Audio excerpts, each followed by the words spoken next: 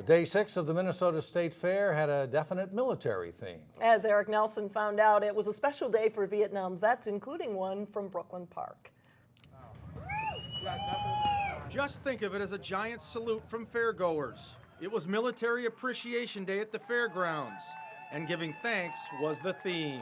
If those people weren't here, where would we be? I mean, they've given us freedom. I mean, they've given their time and their, sacrifice being away from family and friends. Vietnam vets were in the spotlight on this sun-drenched day.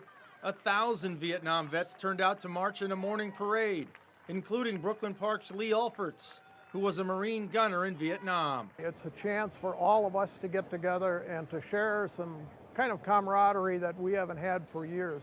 But for this fair to recognize us is just outstanding. It was an emotional experience for Ulferts and his fellow Vietnam vets, who clearly felt the love at the fair. But that hasn't always been the case. For these vets, celebrations like this are long overdue. The message that we want to convey is all of the things that our current conflict generation are getting in ways of benefits, welcome home, and what have you, are because of the things the Vietnam veterans went through.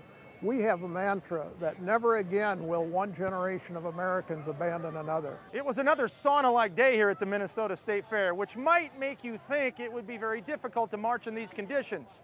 But for Lee, he saw much worse in Vietnam. And especially being able to wear just a t-shirt without a flak jacket, helmet, and all the other gear that we had to carry. At the Minnesota State Fair, Eric Nelson, 12 News.